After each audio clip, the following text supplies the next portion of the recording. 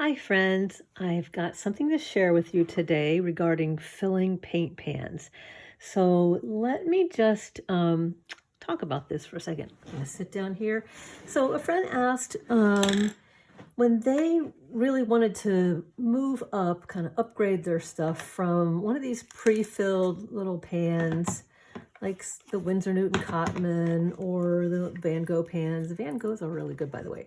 But if you want to upgrade to a pan where you can use tube paints, you're going to want an empty palette. And right now I don't have a totally empty palette because I'm using several versions of an empty palette. This one happens to be a palette that had half of the pans filled by Daniel Smith, which were on this side. And then I had other Daniel Smith colors, and I liked working with whole pans, so I filled these up here. And in the meantime, I've really come to love the working space of this. I think these are put out by the Heritage Company. Heritage, it's a big watercolor palette and it's plastic. And while it doesn't have the little handy ring on the back like this, I mean, I really like that because you can have a little, just an extra finger hold grip on it. But I do like this as a palette. I mean, even though it's a little bigger than what I used to carry out on location, now I just use it unless I really, really want to pack tiny, and then I go with something much smaller. But anyway, the question was how to fill these so that you're using paint in the proper way. So let me pull out a little bit of my paint. I'm going to pull open all these drawers.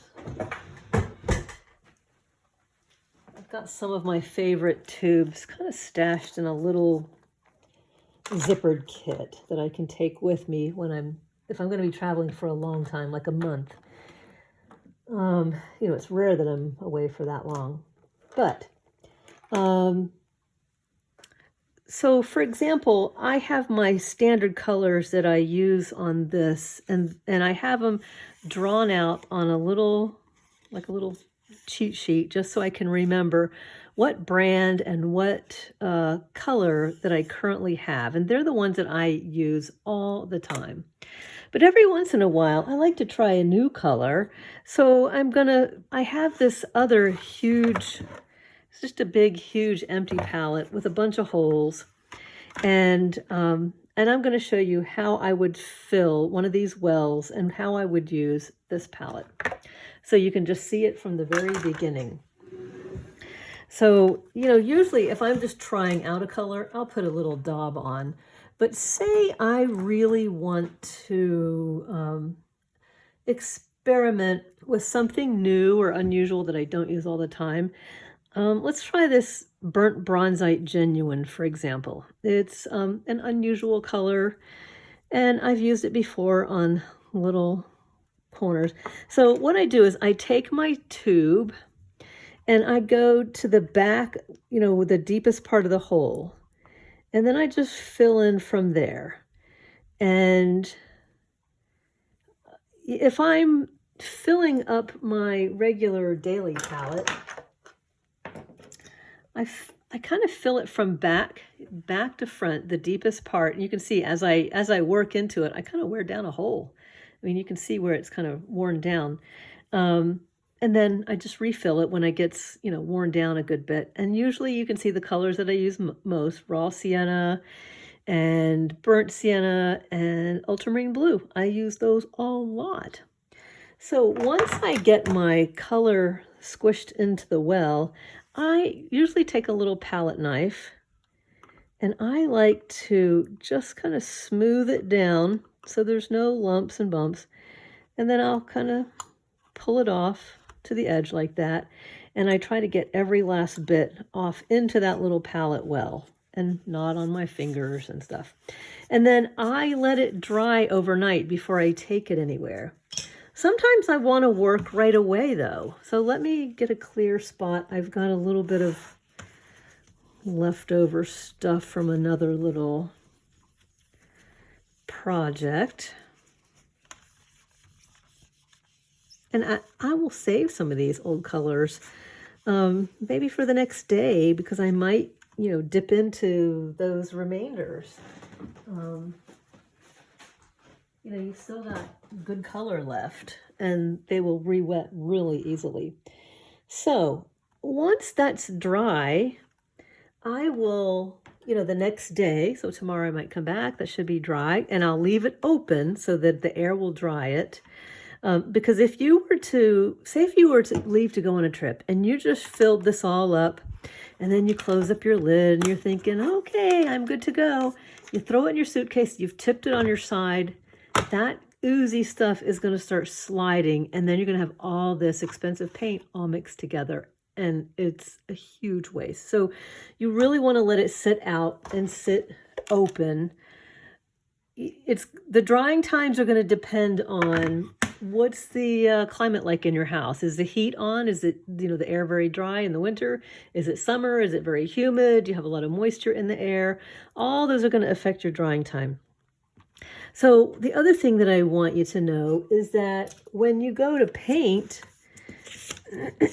you're not just going to dip from here and go right to your paper.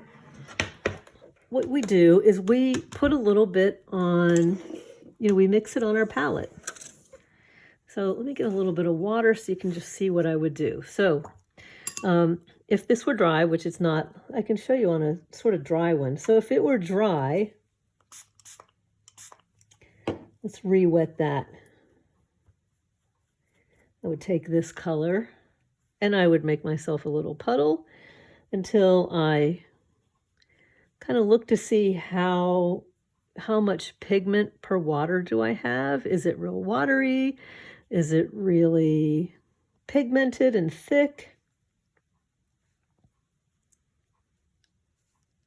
So you can see this lovely deep dark blue. I don't recall what color that is right now, but it looks like possibly Moon Glow or maybe Sodalite Genuine. The two colors I've been playing around with a little bit lately. But let me show you what, if you've got something really goopy and oozy like that, let me get a paper towel. Something fresh out of the tube. So if you took this fresh out of the tube, you're going to have this stuff that looks like thick butter. And, it's going to go on your paper like that. It's really thick and heavy.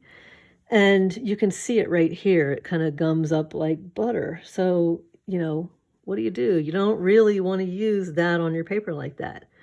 So you can, hit that with more water, spread that out. But what we usually do is, let's make ourselves a little puddle here. Pull some of that pigment into this puddle. So now we've got different amounts of water to pigment ratio. If you've seen my video, it's kind of like what I call the tea to butter, or the secret to watercolor. That's what you're going to see here. Let me get a fresh piece of paper because that one's kind of tiny. So let's take something that's real watered down, sort of like tea. This Bronzite Genuine is kind of fun because it has a little bit of sparkle in it. It's quite pretty. It's called Burnt Bronzite Genuine. Anyway, so we can pull a little bit more pigment into that puddle. We have a little bit more color, a little bit more intensity. Let's pull more still in there and make it like milk. A little bit more intensity. And let's pull a little bit more in to make it feel kind of like cream. And then you get to put a little more touch, a little more pigment, and make it feel like butter.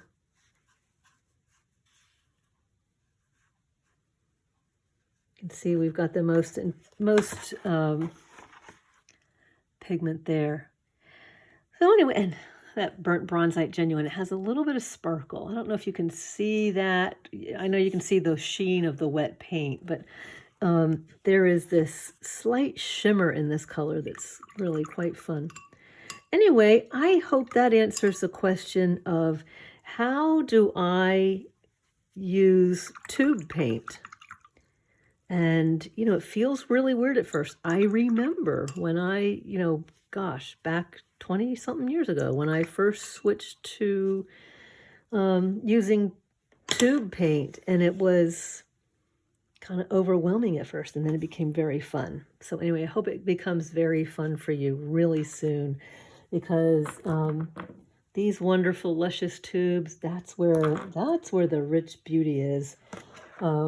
These are a lot of fun. These little kits, they can take you, they can take you pretty far. They can take you places with a fun little sketchbook. But if you want to paint bigger and be a little more expressive and actually be able to move paint around, you just can't do it with these little tiny pans. I mean, you could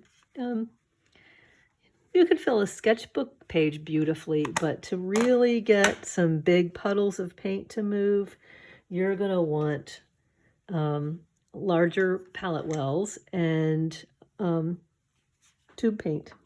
It's the answer, I'm telling you. I hope you love it. Let me know, and if you need any help, just ask me, and we'll get you an answer. All right, thanks.